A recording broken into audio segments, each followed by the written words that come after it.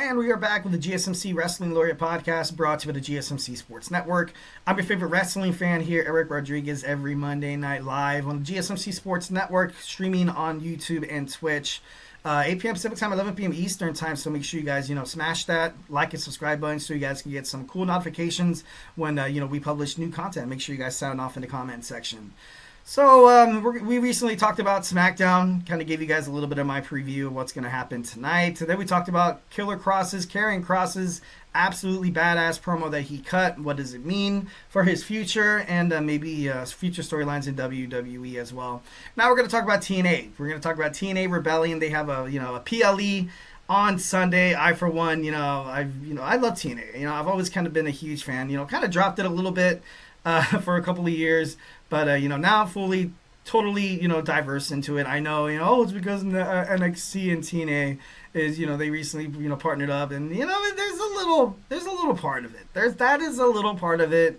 I've always kind of kept tabs on some of the, WWE stars that go to TNA and achieve, accomplished goals for the brand. So, I can't really hold that against me too much. Obviously, guys, hit up the tips and donations link. Tell me what you like, tell me what you don't like. Send in those super chats because you guys are super awesome. So, make sure you guys sound off in the comment section. Love to hear what you guys have to say. If you guys have different opinions about some of the stuff said during the segment, would love to hear from you guys. 1,010%. So don't be shy. Drop your thoughts inside that chat.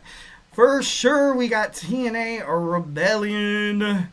Los Angeles, California. I think you can get it at Thriller TV, for $39.99 if you guys want to, do that. But it's taking place in beautiful Los Angeles, which is right in my backyard.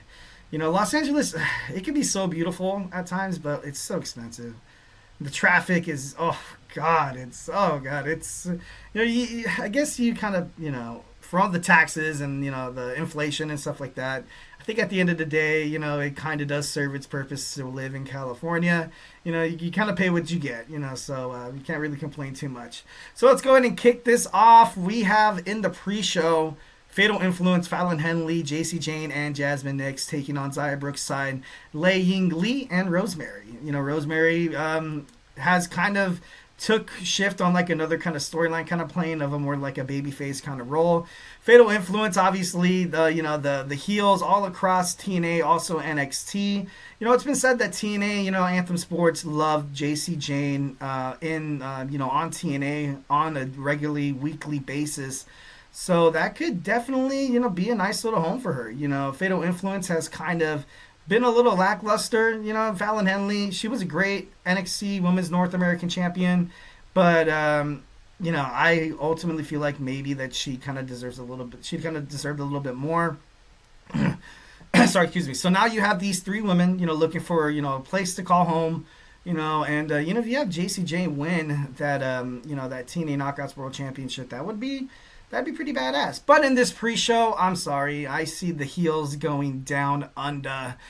So I, definitely got to give it to Brookside, Lee, and Rosemary here. If I had to pick a winner, usually the pre-show is usually, set up to kind of prepare the audience for shocking twists. You know what I mean? Like if you have the heels win from the beginning, then you're gonna have the mindset that the heels are gonna win. But if you see the babyface, victorious, then you kind of walk into the show a little bit optimistic, and maybe we might see some shockers later on. But definitely, in the pre-show is gonna be one of the great, a great match. Elias, who will walk with Elijah during this open challenge? Obviously there's a lot of names that pop up. I kind of thought to myself, maybe Grande Americano. I'm just kidding, no. That would be pretty cool, though. That would be pretty cool. Sean Legacy would be pretty badass as well. Eddie Thorpe, but, obviously I feel pretty strongly about Randy Orton taking on that challenge. No, I'm just kidding. That would be great, though. That would be really good for TNA to have the Viper, just be, broadcasted on TNA Rebellion recently. You had Joe Hendry grace WrestleMania with his presence, a viral moment, causing a lot of eyes toward WWE. Wouldn't it be so shocking if, maybe Randy Orton, maybe he repays the favor. Perhaps he does, maybe he won't. Trick Williams, obviously, on the list. I, recently on NXT, kind of saw him, explode a little bit, talking about, not giving opportunities. I feel like he's pissed. He wants to make an example out of somebody. He's going to go to TNA. give a hard fought match against Elijah. But for the sake of Trick Williams' heel turn, I feel like maybe he's gonna pick up a loss, a well fought loss against Elijah, further spiraling him out of control. Remember Elijah, he did team up with Joe Hendry yesterday on Impact to take on Ethan Page. Oh my god, I can't believe I'm blanking. And the other guy in the triple threat match. Oh my god. Oh, Frankie Kazarian. So, that could be a possibility. It would kind of fit into the storyline too. Lexis King losing his NXT Heritage Cup Championship to Noam Dar. Completely frustrated. Goes to TNA to get some retribution. Just kind of release some anger. It would be cool to see Javon Evans. That boy, bouncy. Ultimately, I would love to see Javon Evans holding the X Division Championship. Maybe this is a nice way to introduce him to the possibility of him coming to TNA full time. Next, we have 3-on-3 match. We have the System, Eddie Edwards, Brian Myers, and JDC taking on Ace Austin and the Rascals, Trey Miguel and Zachary Wentz, with Sean Waltman. I think it's Waltman. I think that's how he pronounces it. I could be wrong. X-Pac, X-Pac. I don't really know why he's in their corner, but whenever you see a WWE legend, I guess people get crazy. I liked X-Pac, but X-Pac was probably my least favorite character in D-Generation X. Not throwing shade at all, not throwing shade, but I'm just keeping it real, yo. But I'm just kidding. I definitely think that because people love the Rascals. People love Ace Austin. I think, we're going to get a back-to-back babyface win here. I got the Rascals and Ace Austin picking up the dub. Next, Mike Santana taking on Mustafa Ali. They've been building up this feud for quite some time. Mike Santana, obviously the future of TNA. I feel like I feel like at the end of the year, maybe not the end of, by the end of the year, I was gonna say by the end of this summer, he's gonna be holding the TNA World Championship, but I don't think so. Maybe Slammiversary. So what is that, in July? Maybe, possibly we have a head-to-head showdown with Mike Santana taking on Joe Hendry for that TNA World Championship. Mustafa Ali, I feel like he's, ever since losing the X Division Championship, where he took a little bit of a hiatus, then he comes back announcing that he signed a new lucrative contract with TNA and Anthem Sports.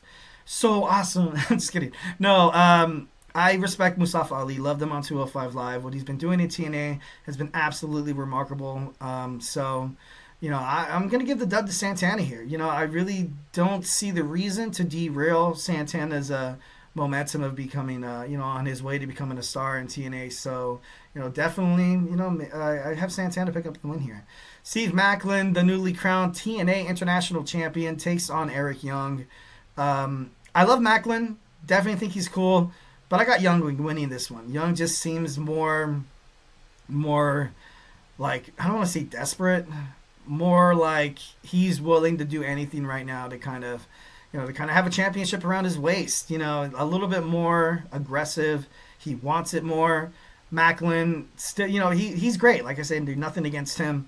But, having the title around, Macklin, around Joe Hendry, the Hardys and Masha Slamovich, it kind of seems like it screams like neutral to babyface to babyface to babyface. There needs to be somebody to hold the heel, and I would love to see Eric Young, pick up the victory here. That'd be pretty cool. Fatal 4-way match for the TNA Knockouts World Tag Team titles. All these 4 teams are amazing. I gotta be honest, I really, really want to see the Meta Girls win. I love Jakara Jackson. I love Lash Legend. They are absolutely freaking amazing. But Ash by Elegance and Heather by Elegance just picked up those titles not too long ago. I don't see them dropping it so soon. Spitfire is going to be amazing inside the match, but they're not going to win. And Tatum Paxley, Gigi Doling, recently they had a shot on Tuesday to win the World Tag Team titles for WWE. Now they get a second shot here. Love Paxley, love Doling, but it just makes the most sense to have Ash and Heather win. But but then again, I think there might be a curveball or something like that. I think they said that Heather might not. Is it Heather or Ash? Ash. I think Ash They said that she might not be able to participate. You know, you saw them on TNA Impact. You know, they had like a FaceTime call. Ash obviously is super upset, and you know, maybe she doesn't find her way back to the arena. You know, that's still up in the air, and that would be a great way for her to lose the tag team titles. But you know, they had a great match against Spitfire a couple of times, and then they finally dethroned them. So I don't know, it just makes no sense to kind of take the titles away. But you know, if I had to put the money on it, I would have Ash and Heather by Elegance win.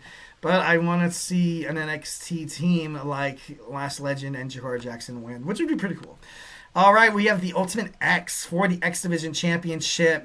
I feel like, you know, I love Leon Slater, the future of the X Division. Moose, he's great. He's good.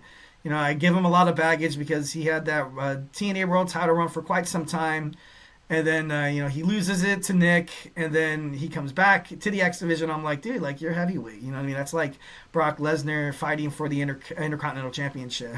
But, you know, Moose knows how to wrestle more than Brock. So, you know, he makes the X Division, you know, he makes it look good. You know, it's not so down like, you know, ultimately kind of thought it was going to be.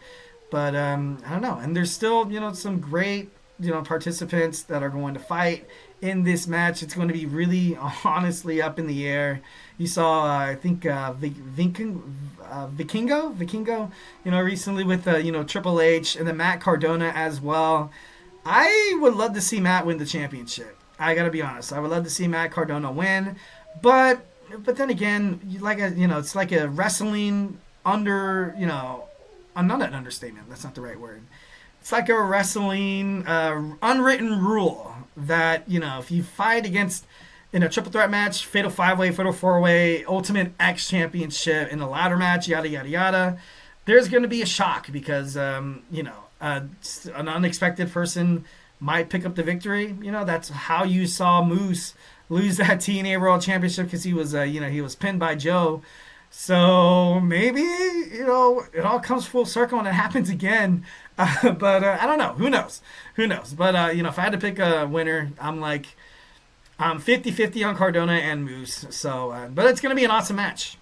Next, we have the TNA World Tag Team titles, the Hardy Boys, taking on Nick and Ryan Nemeth. I have Nick and Ryan Nemeth winning in this one. And, you know, and I really hope that, you know, the rumors aren't true. But it looks like the Hardy Boys might find their way into WWE once again, you know. And, you know, I respect the Hardys, you know, legends. They're amazing. One of the greatest tag teams in all of professional wrestling. I get it.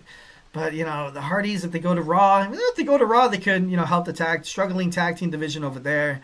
NXT, I got to be honest, you kind of have to keep your hands off of NXT. On SmackDown, they definitely don't need SmackDown. And, you know, Nick and Ryan Nemeth would be amazing tag team champions.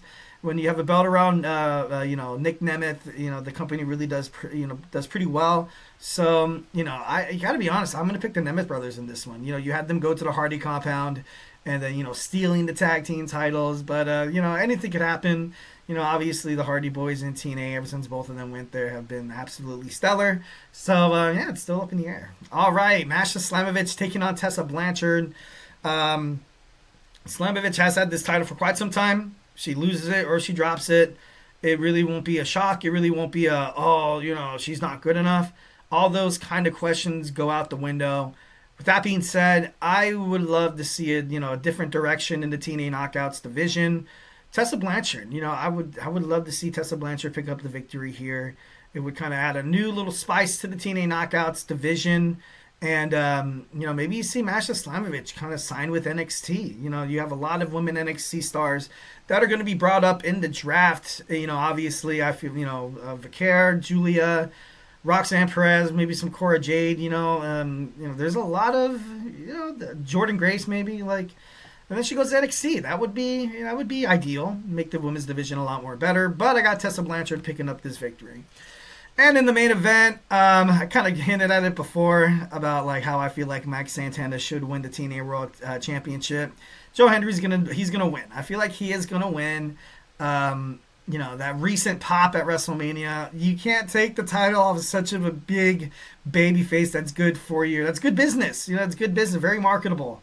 You know, so with that being said, I don't think that they're going to take the titles off of them. This would be a nice way to kind of keep Kazarian, to keep him, what's the word I'm trying to say? Relevant, I guess you can say, in the main, in the main heavyweight picture. It'd be a great way for Ethan Page to, he's not going to get pinned. I don't think he's going to get pinned. Then he's going to go into the WWE draft, being like, oh, I was in a TNA World Championship match. I was never pinned. This and that and the other. So, that could be a possibility, but I don't see Joe Hendry dropping the title. Not yet. Not just yet. But, TNA Rebellion, make sure you guys check it out. It's going to be super, super badass, taking place in my backyard, Los Angeles, California. Speaking of the draft, we have NXT stars to be drafted and called up. So we're going to talk about that. So grab your favorite snack, grab your favorite ice cold beverage. Join me here in about 15 seconds. So, hey, do not go anywhere.